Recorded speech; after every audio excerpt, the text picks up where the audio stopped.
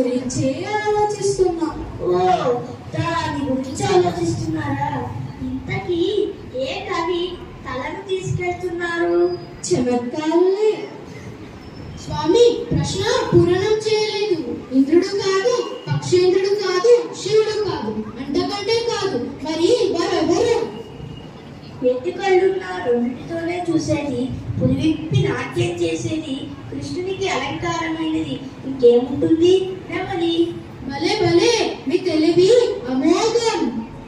అయ్యా అవధాని గారు, ఈరోజు ప్రశ్న పూర్ణం దత్తపదిలో భాగంగా కప్ప, కర్ర, చెప్పులు ఈ పదాలను ఉపయోగిస్తూ ఒక మంచి మంగళకరమైన పద్యం చెప్పకూడదు? అయ్యా అవధాని గారు, ఏమో ఆలోచిస్తున్నట్లు ఉన్నారే. ఏమీ లేదు, ఆ పండితుడు ఇంకా ఏ సందేహం అడిగేదేంటా అని ఆలోచిస్తున్నాను. మీ ముచ్చట నేనెందుకు కాదనాలి? నాదొక చివరి సందేహం. సన్యాసికి సన్యాసికి తేడా ఏమిటి? తమాషా ప్రశ్న అడిగారండి. సన్యాసి అంటే అన్ని వదిలేసినవాడు, మరి సన్యాసి అంటే? అందరూ వదిలేసినవాడు. అద్భుతం. ఇక కానివ్వండి. కప్ప, చెప్పులు, కర్ర ఈ పదాలను ఉపయోగిస్తూ ఒక మంచి మంగళకరమైన పద్యం త్వరగా చెప్పండి.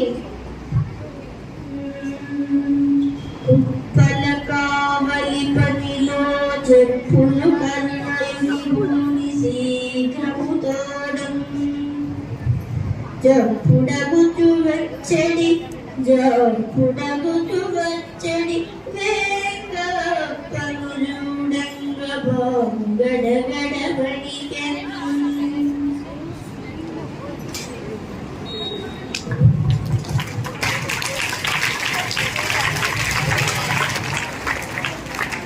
అవధాని గారు, ఇది అష్టావధానంలో ఎన్ని గంటలు కొట్టారో చెప్పుకోండి చూద్దాం.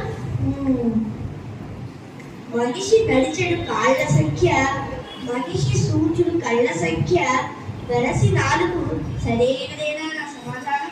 అద్భుతం.